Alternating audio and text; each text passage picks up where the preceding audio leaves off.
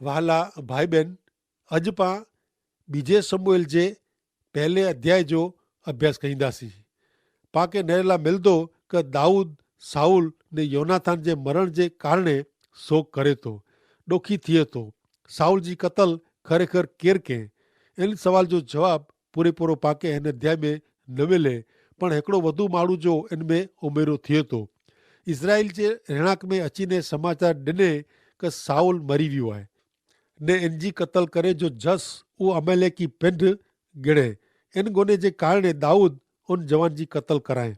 साउल ने योनाथान जे मरण जो ॾुख रुंगो अची वञे, अहिड़ो ॾुखदायक आहे, काव्यमय आहे, उहो घणे असरकारक रुंगो आहे। हाणे हिते साउल जे मरण लाइ वधू हिकिड़ो आरोपी रजू थिए थो।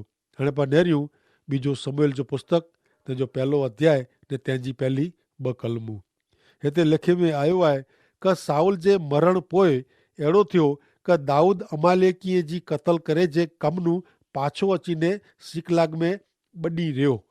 तंहिं पोइ 3 ॾींहं उहो ई थियो कि नेरियो रहणांक में जा हिकिड़ो माण्हू साउल वटां आयो। इन जा कपिड़ा फाटेला ने इन जे मथे ते आटार वी ने उहो दाऊद वटि आयो।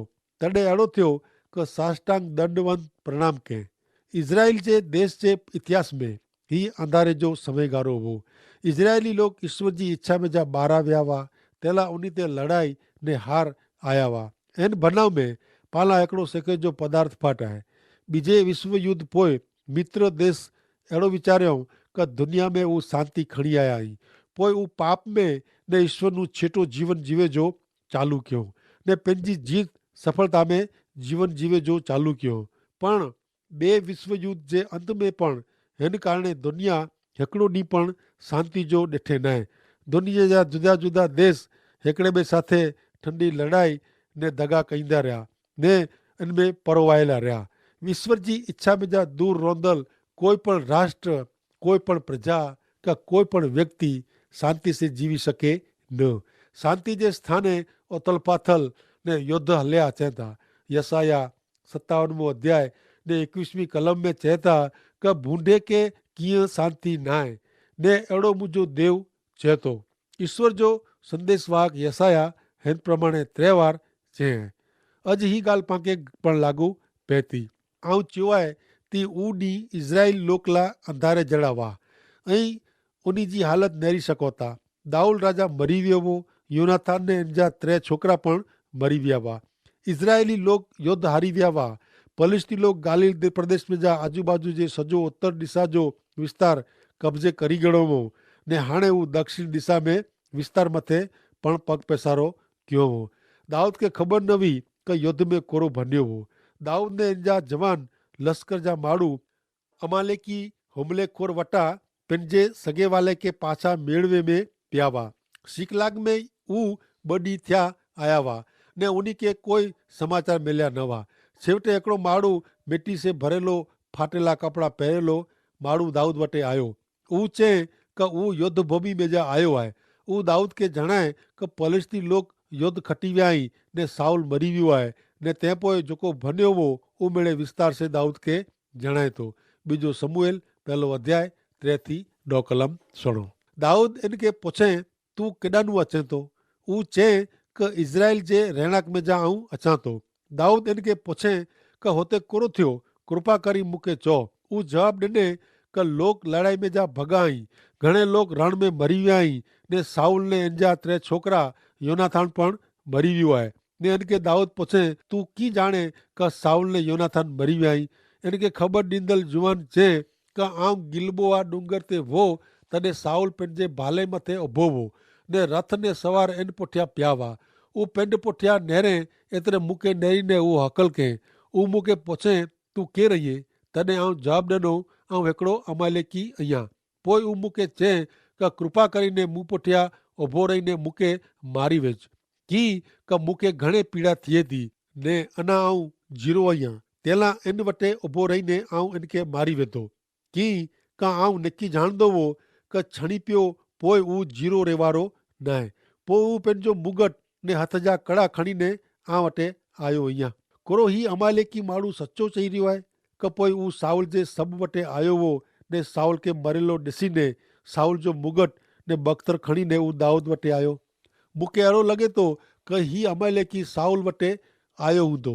तॾहिं साउल इन जी तलवार मथे पियो हो, पण इन में जीव हो। साउल इन खे नेरीने पिंड खे मारी वेझे जी विनंती कयईं। मज़ा जहिड़ी ॻाल्हि उहा आहे कि अमालेकी माण्हू पिंड जेकी कंहिं में उहो दाऊद वटे क़बूल कयईं। अहिड़ो लॻे थो कि मरल माण्हू लाइ दाऊद तंहिंखे कीक मानपान ॾींदो ने इनाम ॾींदो। अहिड़ी हू आशा रखे हुन। पहलो अध्याय 11 थी 14 कलम सुणो। तॾहिं दाऊद पंहिंजा कपिड़ा फाड़े ने इन भेरा मेड़े माण्हू पण ईंज कयो। उन साउल ने इन जे छोकिरे योनाथान लाइ, ईश्वर जे लोक लाइ ने इज़राइल जे माण्हू लाइ शोक विलाप कयो। ॾुखी थिया ने सांझ सुधी उपवास कयो की का हू तलवार से मरिया हुआ। पिंड खे ख़बर ॾींदड़ जुवान खे दाऊद पुछे कि तूं किथे जो आहीं? हू जवाबु ॾिने, आउं हिकिड़े परदेसी जो छोकिरो अमालेकी आहियां। दाऊद इन खे चई, ईश्वर जे अभिषिक्त मथे मारे ला तुंहिंजो हथ ओगामे तोखे द्रा न लॻो? जो खरेखर ही जवान अमेरिकी साउल जी क़तल कीअं आहे त इन जो कारण उहो कि समूएल जे पहले पुस्तक में जणाए प्रमाणे मिड़ेज अमालेकी जी क़तल करी वेझे जा ईश्वर जे ॾिनल आदेश खे साउल आधीन थियो न हो।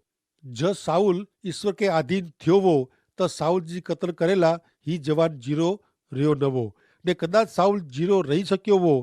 दाऊद इन जवान खे पुछे कि ईश्वर जे अभिषिक्त खे मारे टाणे उहो को धरनू न। आंखे यादि हूंदो मित्र कि दाऊद वटे तक हुई, तंहिं छतां साउल खे मारे न वए। हमेशा मित्र ईश्वर जी दृष्टि बिंदु से मेरे बाबतों नेरणी ज़रूरी वे थी। ज्यां सुधी साउल राजा वो ત્યાં સુધી દાऊद इनके छबे वारो न हो। ईश्वर साउल जे मथे ते मुगट रखियो हो, तंहिं लाइ हू ॿई कोई व्यक्ति पण तंहिंखे छिबी सघे न। हू घणे ख़ासो हो। समय अचे टाणे ईश्वर पिंड साउल जे मथां राजा जो मुगट गिनी गिने उहो ज़रूरी हो। ईश्वर जे कम में हस्तक्षेप करणु उहो वॾो ख़तरो आहे। हस्तक्षेप एतिरे विच में पवणु उहो ईश्वर जे कम में, ईश्वर जे आयोजन में ने ईश्वर जे माण्हू साथे हस्तक्षेप कईंदड़ लोक जी ॻाल्हियूं आउं ॼाणां थो। ईश्वर पगला भरिए था ने न्याय कईं था। ईश्वर हमेशह इन प्रमाणे कयो हुयो। दाऊद तंहिं हिन अमालेकी जवान खे चए थो कि ईश्वर जे अभिषिक्त जो नाश करेला तुंहिंजो हथ लम्बो करे में तोखे द्रा न लॻो। हाणे सुणो ॿीजो समूएल पहलो अध्याय ने 15वीं कलम। ने दाऊद पंहिंजे जवान में जा हिकिड़े खे ॿोलाए ने चई कि तूं इनखे मारी वेझ ने हू इनखे अहिड़ो मारे कि हू मरी वियो। ईश्वर जे अभिषिक्त खे मारींदड़ अमालेकी जवान जो दाऊद न्याय करे थो।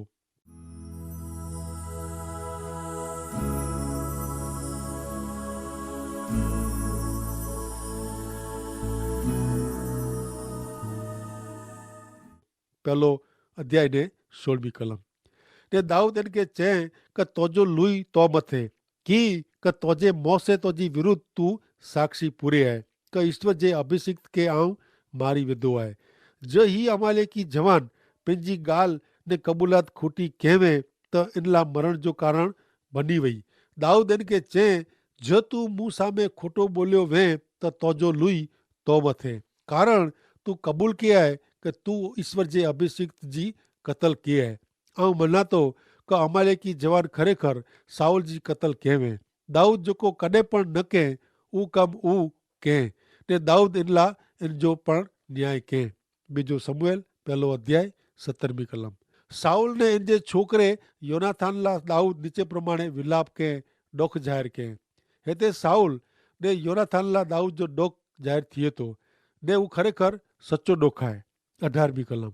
हू यहूदा पुत्र खे धनुष्यना जो गीत सिखे जो हुकम कई। नेर हू यासार जे पुस्तक में लिखल आहे। साउल इजरायली प्रजा खे कीक सिखाए वे, उहो योगदान ॾिने वे।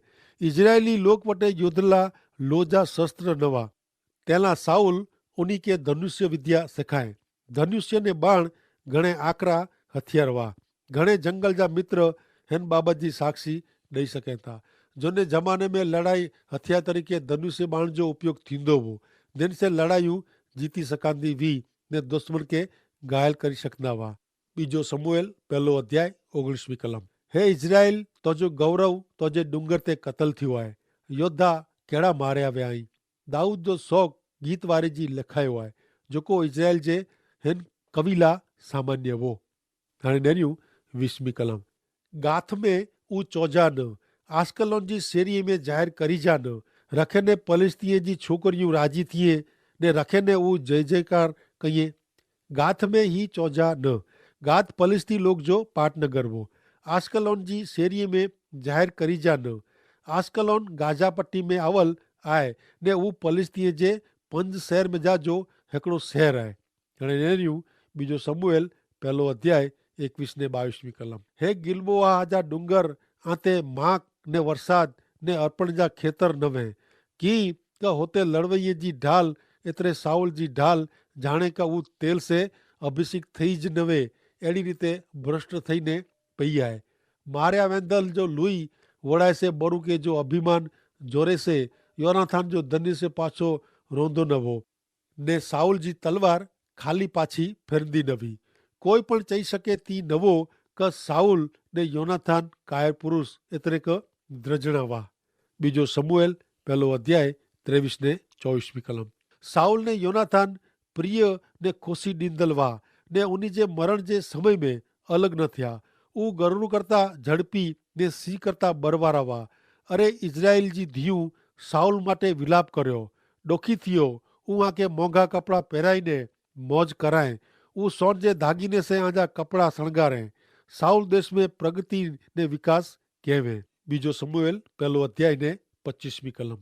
लड़वैया लड़ाई में केड़ा मारिया व्याई। हे योनाथान तू डूंगर ते कतल थियो हुई। दाऊद ने योनाथान नमूना एतरे के दाखलो वेराइए अड़ा दोस्त वा। ऊ हिकड़े ॿिए के घणे प्रेम कईंदा वा। दाऊद जो डोक खरेखण वॾो आहे। पहलो अध्याय ने 26वीं कलम। हे मुंहिंजा भाउ तोजे कारणे मूंखे डुख थिए थो।